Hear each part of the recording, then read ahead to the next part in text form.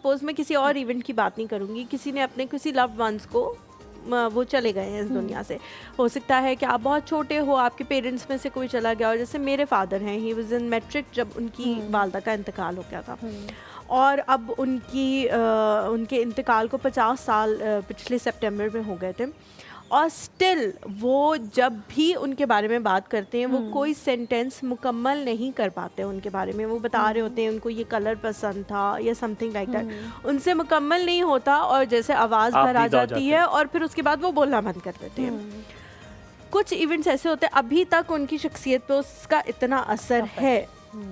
क्या इस तरह के इवेंट्स के बाद जो आपके ऊपर असर पड़ता है वो क्या कभी ख़त्म हो सकता है किसी थेरेपी के थ्रू, किसी काउंसलिंग के थ्रू, या नहीं वो हमेशा आपके ऊपर उसी तरह से असरअंदाज रहेगा, कम हो जाएगा लेकिन ख़त्म नहीं हो पाएगा? बिल्कुल हलीमा, आपने बिल्कुल ठीक कहा कि उसका किसी भी इवेंट का डिपेंड करता है कि वो आपके कितना क्लोज़ इवेंट था, आप कितने अटैच्ड थे उस इंडिविजुअल से। अगर हम इंडिविजुअल की बात कर रहे हैं तो ये चीज़ें फ्लक्चुएट वैसे तो करती हैं पर्सन टू पर्सन, शख्स से एक शख्स से दूसरे शख्स पे उसका असर डिफरेंट करता है। लेकिन जैसे कि हमने पहले बात की कि इस तरह के जो हमारे बॉन्ड्स होते हैं, अटैचमेंट, जैसे आपने अपनी एग्जांपल दी है अपने फादर की, तो बहुत एक डीप डाउन एक डीप रिलेशन होता है।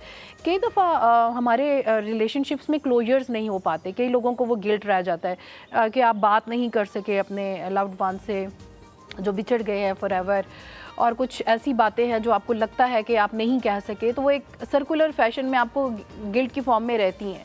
मुझे लगता है कि this is the right time, यही वो वक्त है जो हमारी ज़िंदगी में मौजूद रिलेशनशिप्स हैं हम उनको चेरिश करें, उन मेमोरीज़ को, ताकि वो जो सेंस ऑफ क्लोजर है, क्लोजर का मतलब ये है कि हम हमें ये एहसास होता है कि हमने अपनी तरफ से उस रिलेशनशिप के साथ एक सही लेवल ऑफ रिश्ता एक निभा लिया है। और जाहिर है कि किसी किस्म का लॉस हो उसको आप भूल नहीं सकते, वो आपके साथ साथ चलता है और वो आपके साथ कंटिन्यू है। आप उसको सीख जाते हैं, मुख्तलिफ़ तरीक़ों से उससे डील करना सीख जाते हैं, मगर उसका जो असर है वो कायम रहता है। एटलीस्ट आपको लॉस का एहसास रहता है। ये भी बात आपकी बिल्कुल ठीक है। आपने क्लोजर की बात की।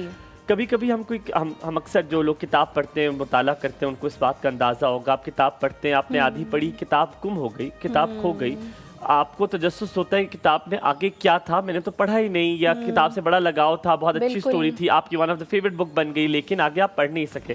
Closure is exactly the same thing. आपके किसी के साथ रिश्ता बना, बहुत प्यारा बना, बहुत खूबसूरत बना, और इंसान अचानक से गायब हो गया आपकी ज़िंदगी से, वो चला गया। और यूजुअली मैं उस एंड की बात कर रहा हूँ जिसमें वो इंसान आपको छोड़ के चला गया, आपका क्लोजर नहीं हुआ, या हो सकता है आपकी बहुत लड़ाई हुई, आपने ख़त्म कर दिया, देयर इज़ नो क्लोजर। हाँ जी। मैंने देखा है क्लोजर करने के बाद भी जाते हुए बड़ा बुरा भी हुआ है। जैसे we know the case Zahir Jaffer वाला, she went for the closure, वो क्लोजर के लिए गई थी। कभी कभी क्लोजर इतना वर्स्ट हो जाता है कि लोग इंसान बदले और रिवेंज की आग में चले जाते हैं।